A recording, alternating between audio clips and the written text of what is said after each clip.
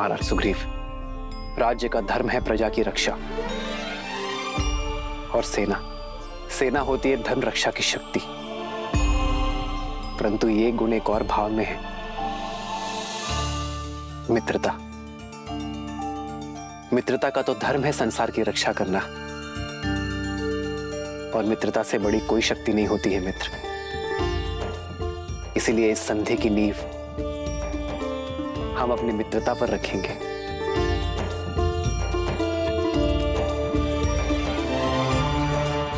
मित्रता एक ऐसा बंधन है जो हर संबंध से ऊपर है।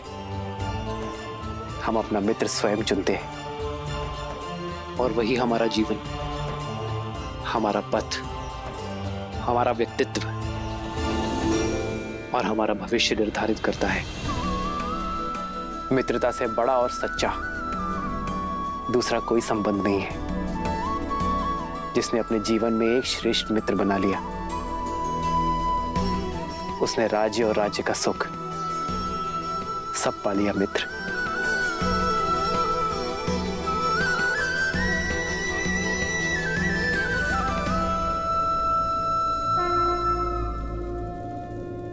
मैं महाराज दशरथ का पुत्र, रघुवंशी राम ये प्रण लेता हूं कि अपने मित्र सुग्रीव को उसका राज, उसकी पत्नी और उसका सम्मान अवश्य लौटाऊंगा, और बाली को मृत्यु दंड देकर उसके पापों का अंत करूंगा।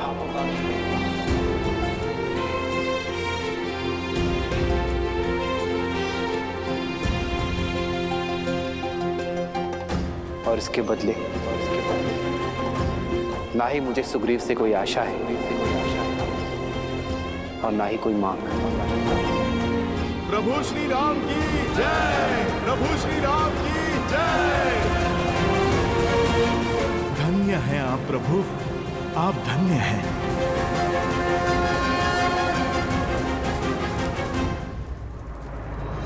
मैं सुग्रीव ये प्रण लेता हूं कि मैं श्री राम की मित्रता का मान रखूंगा। श्री राम को देवी सीता तक पहुंचने के लिए आकाश पाताल एक कर दूंगा। देवी सीता को रावण के चंगुल से मुक्त कराने के लिए अपना सारा बल और ज्ञान अर्पित कर दूंगा।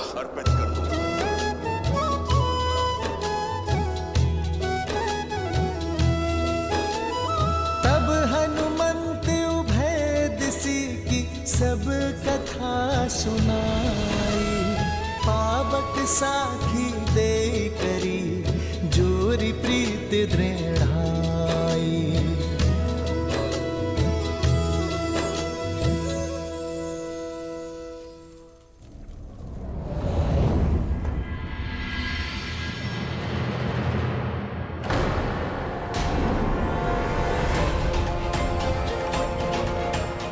ये क्या हुआ?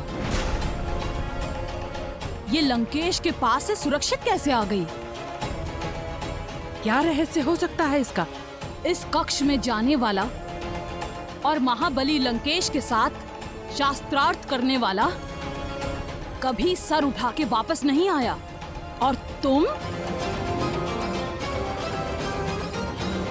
हमें अनदेखा मत करो सीता, हमारे प्रश्नों का उत्तर दो।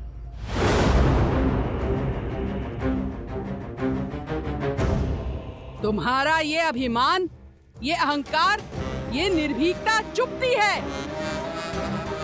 त्रिजटा, जैसे इसको छूते ही हमारे हाथ जल गए थे, वैसे ही हम आज इसके साथ इसके अभिमान को स्वाहा कर देते हैं।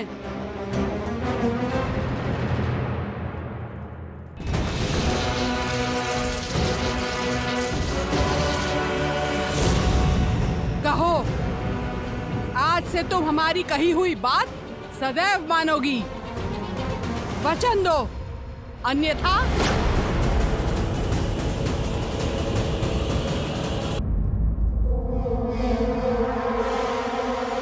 ये क्या हो रहा है यहाँ?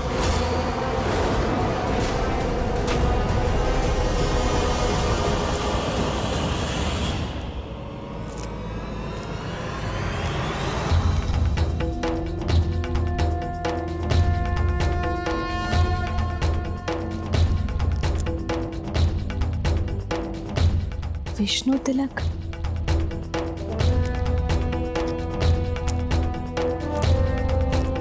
यह धर्म करने का दुस्साहस कैसे किया तुम दोनों ने? लंका के आतिथ्य को बुलाकर लंकेश के अतिथि के साथ ऐसा दुराचार। जाकर बताओ मैं लंकेश को। इनकी देखभाल की आज्ञा का निरादर कर अपनी सीमाओं को लांघ रही हो तुम दोनों। फेंको फेंको खड़क। भूल हुई हमसे, क्षमा कर दीजिए। लंकेश से कुछ मत कहिएगा। ऐसी भूल आगे से नहीं होगी। इसे मेरी अंतिम चेतावनी समझो। जाओ यहां से।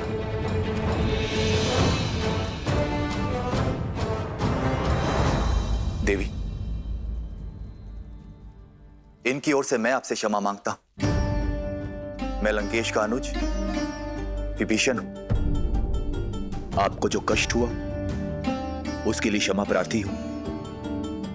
आइए, आपको आपके स्थान तक छोड़कर आता हूं। मेरा स्थान मेरे श्री राम के पास है, क्या आप वहां मुझे छोड़ सकते हैं?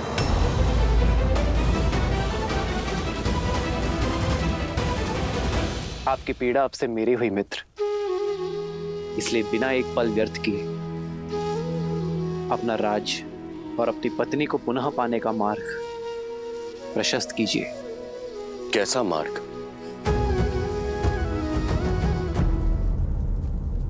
अन्याय के विरुद्ध युद्ध करने का एक ही मार्ग है मित्र, द्वंद्व।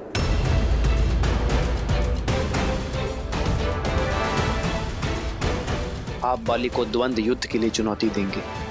क्या? बाली से युद्ध?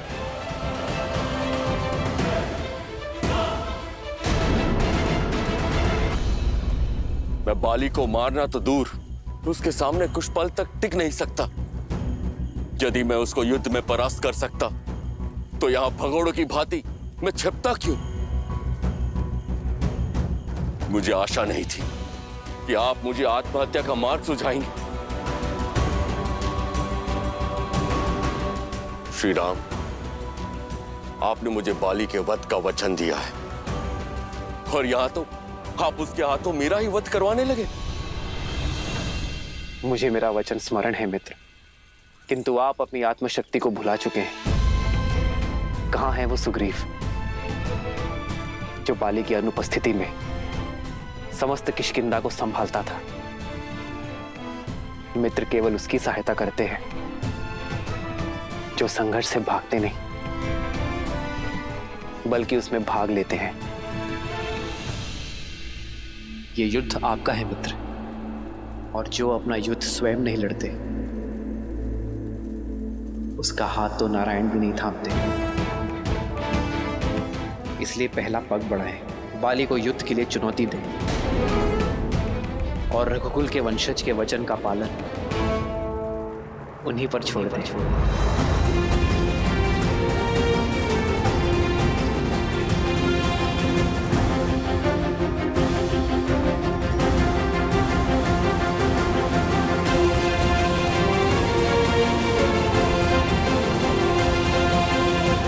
ज्ञान की लौ होते हुए भी अज्ञानता से अहंकार से और अधर्म के तमस से घिरे हो तुम, और फिर अपनी तुलना मेरे श्री राम से करते हो।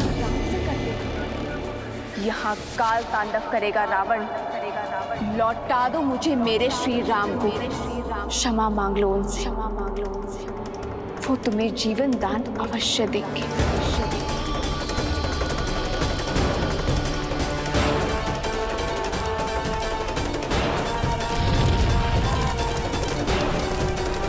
यदि तुम ना माने तो तुम्हारा ये ज्ञान भी मेरे श्री राम के क्रोध से नहीं बचा पाएगा।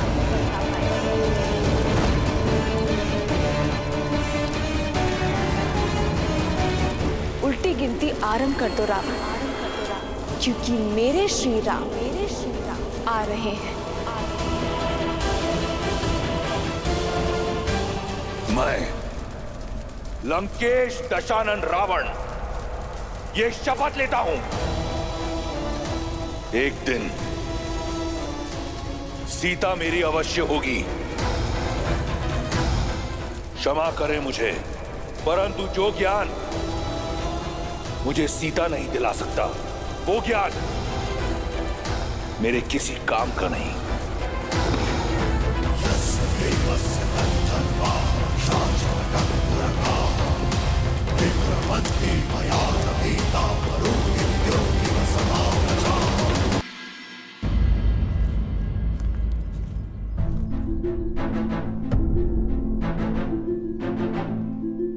सबकी चिंता हरने वाले प्रभु श्री राम के आगमन के बाद भी आपके मुख पे चिंता का भाव क्यों महाराज? महाराज की चिंता अकारण नहीं है हनुमान। बाली के बल से श्री राम अनभिज्ञ हो सकते हैं, किंतु हम सब परिचित हैं। जामवन जी उचित कह रहे हैं। बाली की शक्ति के समक्ष वानर श्रेष्ठ अधिक समय तक टिक नहीं पाएंगे। पर कदाचित आप लोग प्रभु श्री राम के बल से परिचित नहीं। सहस्त्रों राक्षसों का संहार करने वाले मेरे प्रभु श्री राम हैं वो। अपने वचन पे अडिग रहने वाले सूर्यवंशी हैं वो। उनका वचन व्यर्थ नहीं हो सकता। अच्छा जामवन जी, आप बताइए, मेरे बल बुद्धि पे तो कोई शंका नहीं है ना आपको? महाराज, मेरा सामर्थ्य तो मेरे प्रभु के चरणों की धूल जितना भी नहीं है। मेरी शक्ति का स्रोत मेरे प्रभु श्री राम की भक्ति ही तो है, जिनकी कृपा से मैं बली हूं। उनके बल पे संदेह उचित नहीं महाराज। हनुमान, तुम्हारी शक्ति और भक्ति दोनों पर स्वयं से अधिक विश्वास है मुझे, किंतु मेरी शंका का कारण बाली का असमित बल है। वो बाली जिसके नाम से तीनों लोग थर थर कांपते हैं। सहस्त्र बाहु को पराजित करने वाला, बड़े बड़े राक्षसों का नाश करने वाला है बाली। उससे युद्ध करने वाले की आदि शक्ति हर लेता है बाली। इस प्रकार वो अपने हर शत्रु से अधिक बलशाली। भला श्री राम और लक्ष्मण जैसे युवा योद्धा कैसे युद्ध कर पाएंगे उनसे? उनका सामना कैसे कर पाएंगे? मेरे भैया श्री राम के सामर्थ्य पर प्रश्न चिन्ह उठाने से पूर्व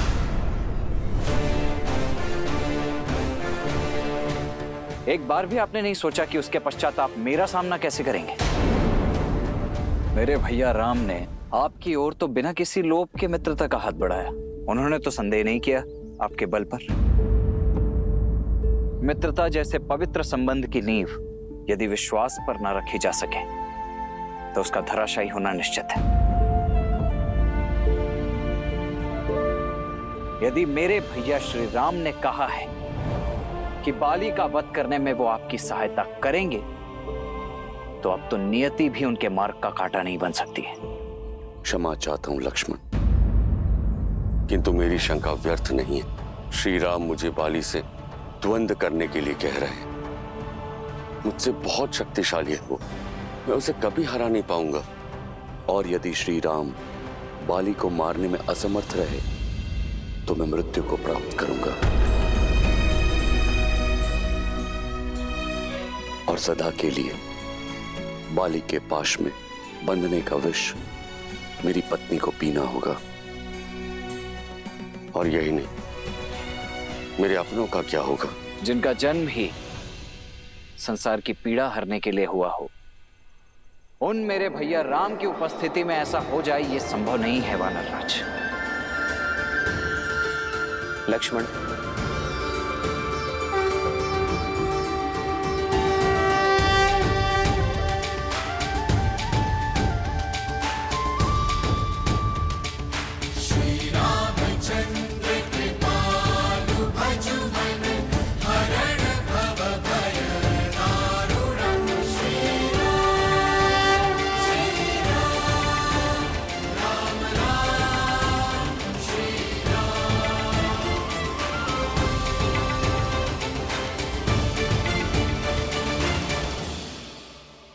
एक मित्र की शंका दूर करने का दायित्व दूसरे मित्र का होता है,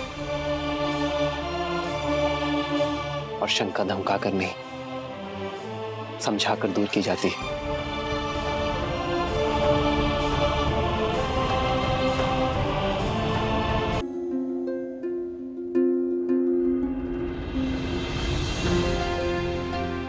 बताइए सुग्रीव, ऐसी कौन सी शंका है जो आपको कचोट रही है? मैं आपके हर संदेह को समाप्त करने का प्रयास करूंगा। क्षमा करें श्री राम, किंतु मेरे संदेह की जड़ बाली की शक्ति है, उसका पराक्रम, उसका बल जिसकी कोई सीमा नहीं है। एक बार अति बलशाली राक्षस दुंदुभी, जिसका शरीर पर्वत के समान था, जिसके नाम से मानव और दानव ही क्या, देवता भी थर थर कांपते थे, उस दुंदुभी ने किष्किंधा आकर बाली को चुनौती दी।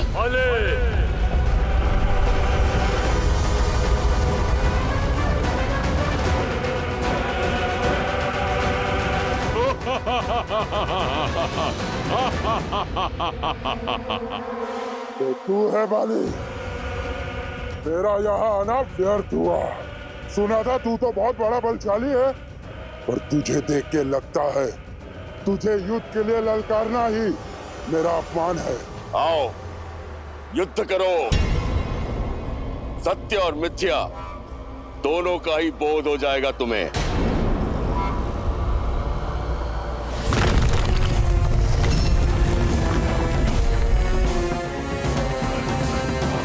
आनंद आएगा, अब अपनी मृत्यु के लिए सज्ज हो जाओ बाले।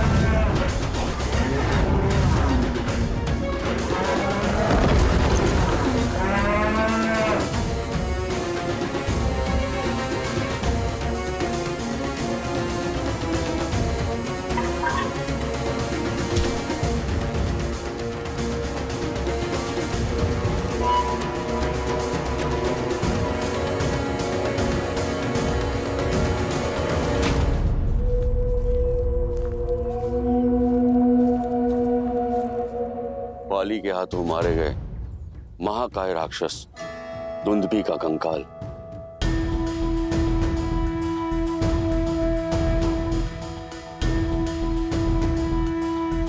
परसों से आज भी इस ऋषिमुख पर्वत पर पड़ा। आज तक किसी में इतना साहस, इतना सामर्थ्य नहीं कि इसे लेश मात्र भी हिला पाए, ना अकेले ना समूह में। सोचिए, जिसके कंकाल में इतना बल हो वो दुंदुभी कितना शक्तिशाली होगा। और उस दुंदुभी को उठाकर योजनों दूर तक फेंक देने वाले बाली किस बल का स्वामी होगा? महाराज, आप मेरे प्रभु पर विश्वास रखिए, वो आपकी हर एक समस्या का निवारण करेंगे।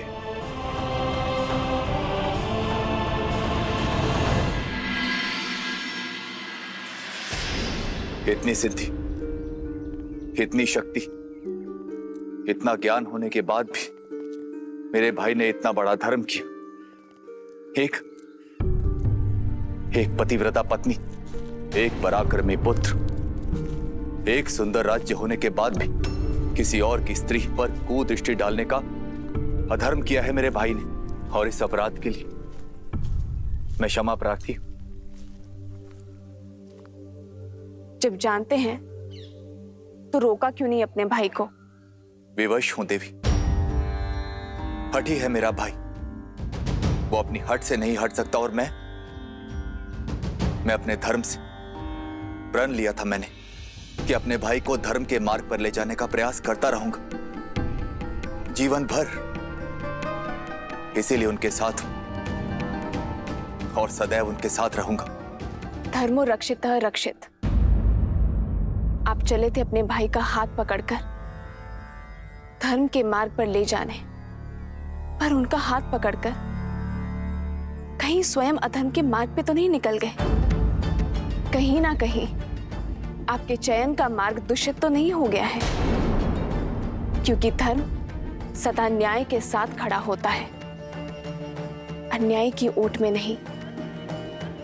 आपका आपके भाई का साथ देना आपका धर्म नहीं, भय से उपजी विवशता है, और ये विवशता आपके भाई की रक्षा नहीं, उनका नाश करेगी।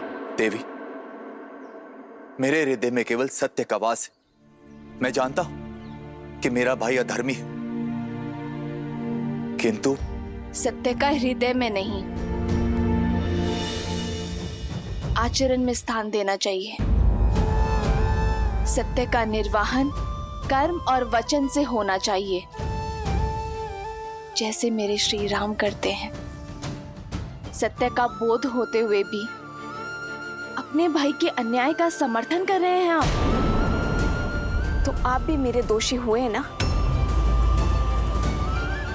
आपने क्षमा मांगी, मैं दे दूंगी, पर क्या आपका धर्म आपको क्षमा कर पाएगा?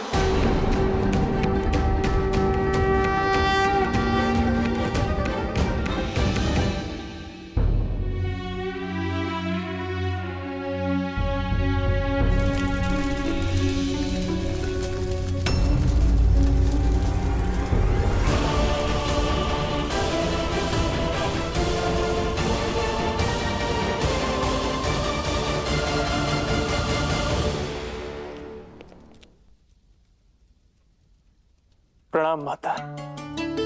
मेघनाथ, इन जलते दीपकों ने तो मंदिर की शोभा और बढ़ा दी। अग्नि में बहुत शक्ति होती है पुत्र। जब अग्नि दीपक को जलाती है तो संसार में प्रकाश फैलता है, किंतु जब भी अग्नि ज्ञान को ही जला दे तो जग में केवल अंधकार फैलता है, केवल अंधकार। आपकी बातों में मुझे चिंता की परछाई दिखाई दे रही है। परछाई उस विनाश की है जो लंका को लील जाने वाली है पुत्र। सीता को पाने के मद में चूर तुम्हारे पिताश्री ने अपनी पुस्तकों, अपने ज्ञान के स्रोत को आज भस्म कर दिया है मेघनाथ। ज्ञान हर सभ्यता, हर साम्राज्य का आधार होता है, और ज्ञान का भस्म होना आने वाले अंधकार और अशुभ की चेतावनी है। माता, आप चिंता क्यों करती हैं? पिताश्री है ना, वो लंका पर कभी कोई आंच नहीं आने देंगे। सूर्य है वो, जिनके प्रकाश को कभी कोई चुनौती नहीं दे सकता। देर तक अगर सूर्य को देखते रहोगे ना पुत्र, तो कुछ और देखने के योग्य नहीं बचेंगी आपकी आंखें। अपने पितृ भक्ति में इतने अंधे ना हो जाओ कि सत्य और असत्य का भेद ना कर सको।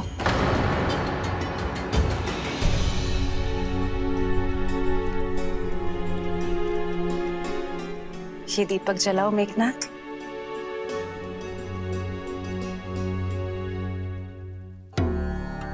अग्नि से बाती भस्म हो जानी चाहिए, परंतु हुई नहीं। क्योंकि पहले दीपक के भीतर का तेल जलेगा माता, बाती नहीं। यही मैं तुम्हें समझाना चाहती हूँ पुत्र। अग्नि बाती पकड़ती है, पर पहले तेल जलता है। सारा तेल भस्म होने के बाद बाती राख बन जाती है। लंकेश के अहंकार और वासना की बाती ने अग्नि पकड़ ली है पुत्र, किंतु उन्हें अभी इस ताप का आभास नहीं होगा, क्योंकि पहले लंका का वैभव और उसके संसाधन जल जाएंगे, और जब उन्हें इस बात का एहसास होगा तब तक बहुत देर हो चुकी होगी पुत्र। मुझे भय है कि सीता के हरण पहले लंका तेल की बाती और उसके पश्चात हमारा पूरा परिवार बाती की भांति जल जाएगा मेघनाथ। केवल तुम इस विनाश को रोक सकते हो मेघनाथ। माया, एक कंकाल तो धूमिल हो जाना चाहिए था, परंतु इतनी ऋतुओं के पश्चात भी ये ज्यों के त्यों पड़ा है।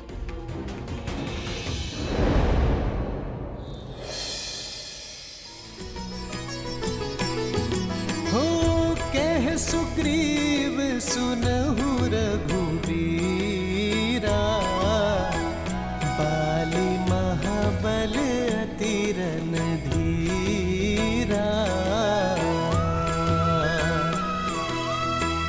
दुंदुभियस थी ताल देख राए, बिनु प्रयास रघुनाथ ठाए।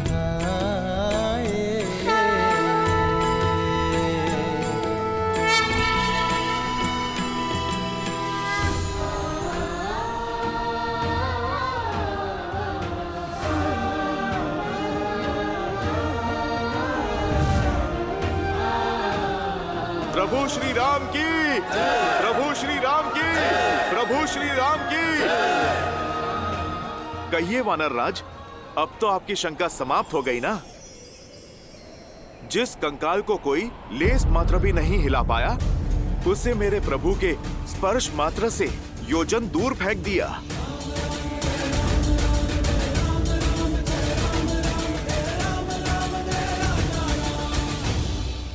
प्रतीत होता है कि आपकी चिंता और भी बड़ी है मित्र।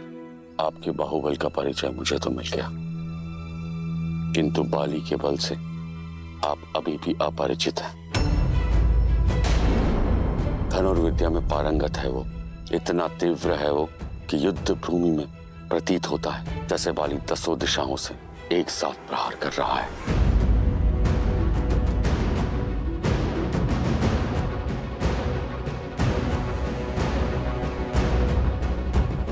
अपने एक बाण से साल के 7 वृक्षों को भेद सकता है वो, इतना प्रबल है उसका प्रहार।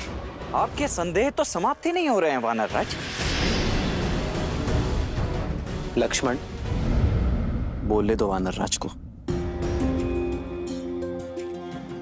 मित्रता में हर किसी को अपनी बात रखने का अधिकार होता है, और फिर संदेह की धरा पर मित्रता का वृक्ष कैसे फल सकता है लक्ष्मण?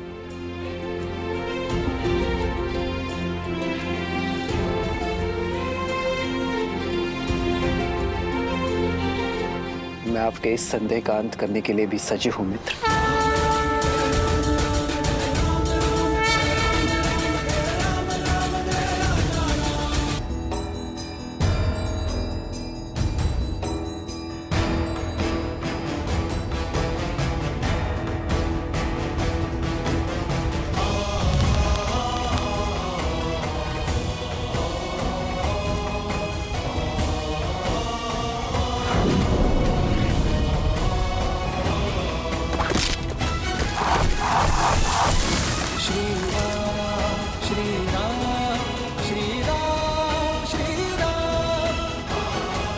प्रभु श्री राम की जय, प्रभु श्री राम की जय, प्रभु श्री राम की जय। श्री राम श्री राम श्री राम। दुंदुभी का कंकाल और ये वृक्ष वो नहीं है जो प्रतीत होते हैं।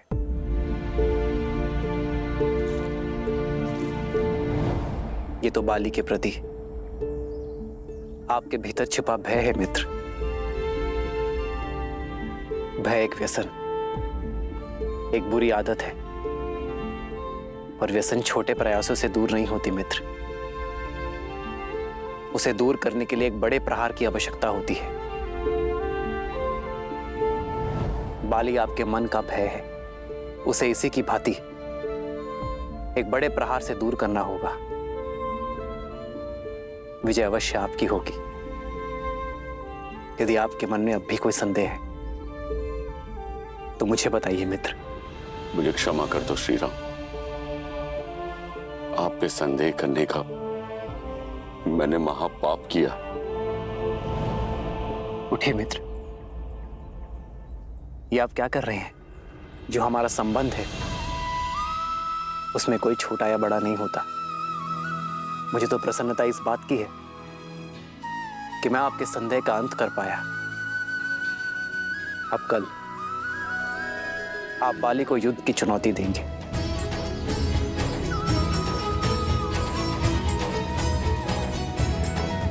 श्री राम श्री राम श्री राम श्री राम। आइए प्रभु आइए। प्रभु, महाराज सुग्रीव बाली को द्वंद्व की चुनौती देकर यहीं पर लाएंगे। प्रभु, इस स्थान से आप युद्ध क्षेत्र पे पूरी दृष्टि रख पाएंगे और आपके लक्ष्य के बीच कोई भी बाधा नहीं आएगी।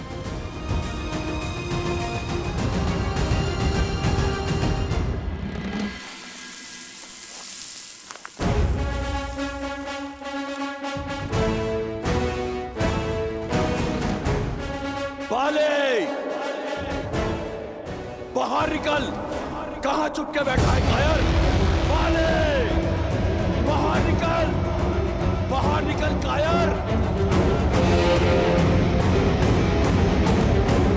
बाले, सुग्रीव।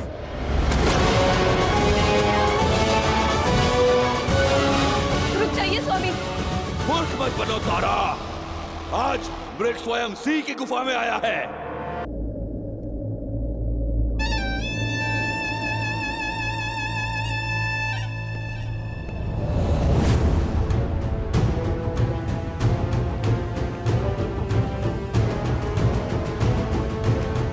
पिताश्री,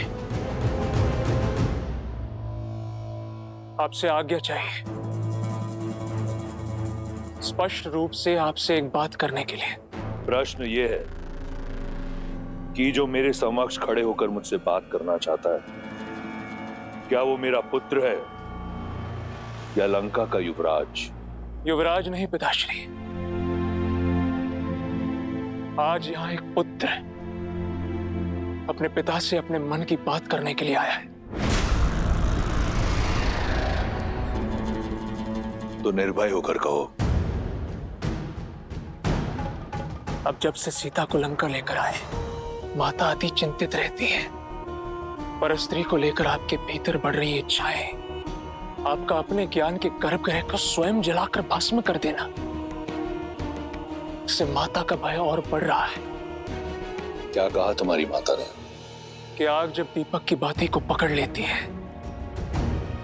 तो बाती से पूर्व वो उसके भीतर के तेल को जलाती है और फिर बाती भस्म हो जाती है।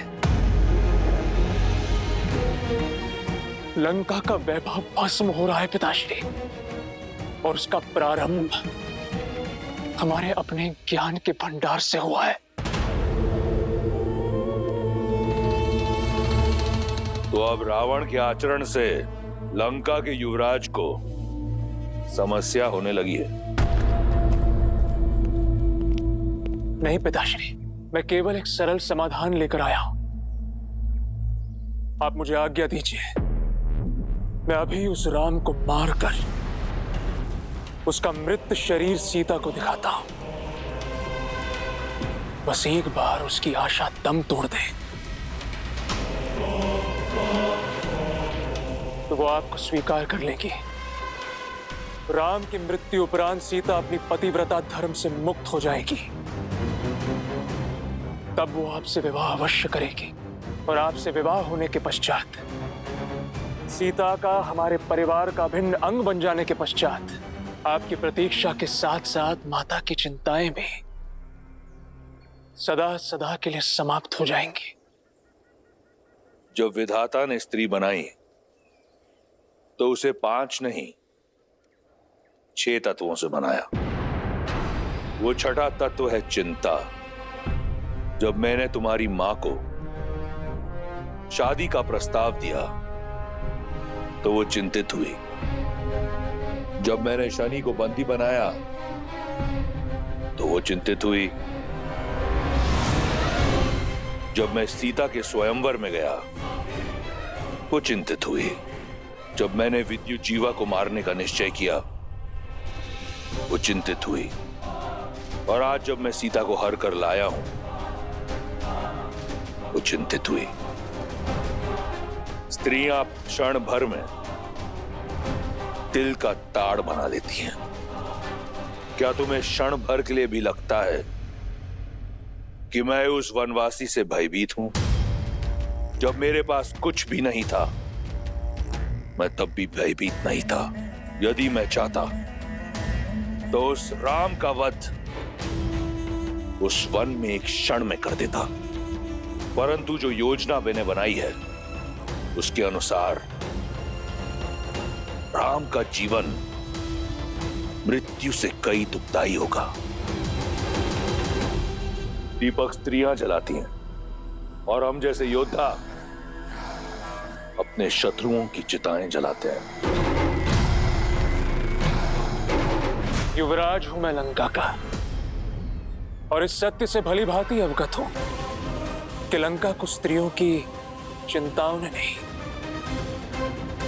अभी तो हम पुरुषों के प्रबल भुजाओं और शौर्य ने बनाया है।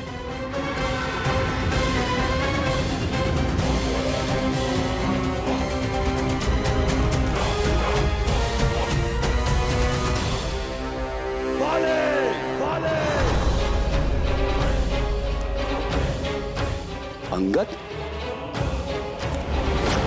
रुकिए प्रभु, ये कुमार अंगद हैं, बाली के पुत्र।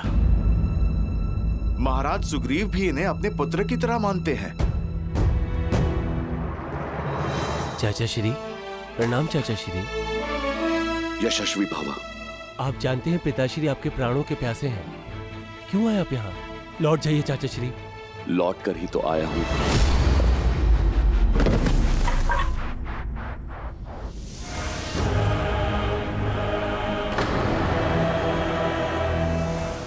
और सीधा उस काल के पास जाएगा जहां से कोई नहीं लौटता। चलो, अच्छा हुआ तुम सामने तो आए, अन्यथा मुझे संदेह होने लगा था कि तुम मेरे कुल के हो या नहीं। ललकार देकर मरोगे तो कम से कम ये कह पाऊंगा कि मैंने एक भगोड़े का आखेट नहीं किया, एक साहसी को वीर गति दी। मेरा कुल कलंक से बच जाएगा। मैं भी यहां युद्ध की मंशा से ही आया हूं, तो मृत्यु प्राप्त करने के लिए सज्ज हो जाओ।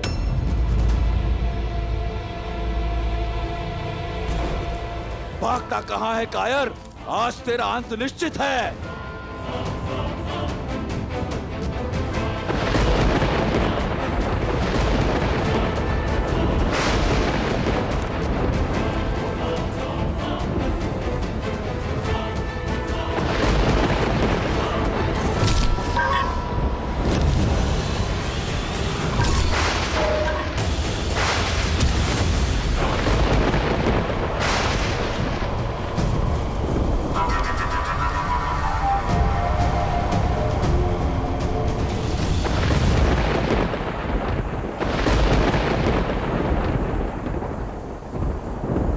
देखा प्रभु, कैसे बाली ने महाराज सुग्रीव की आधी शक्ति ले ली।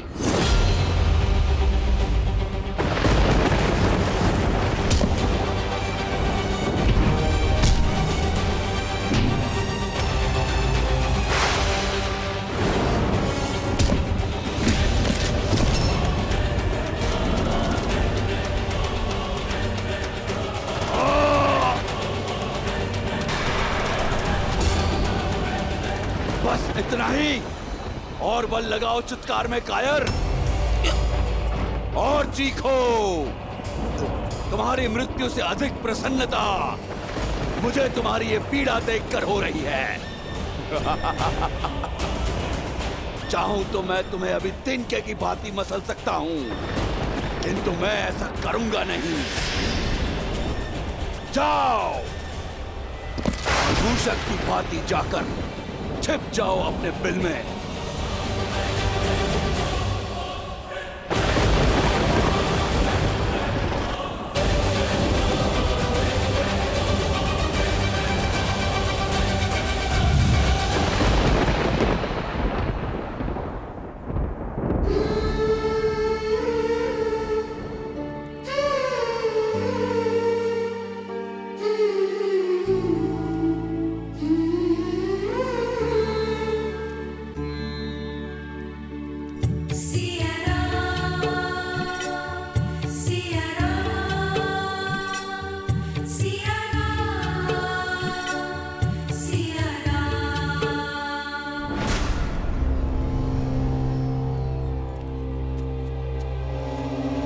खा लो,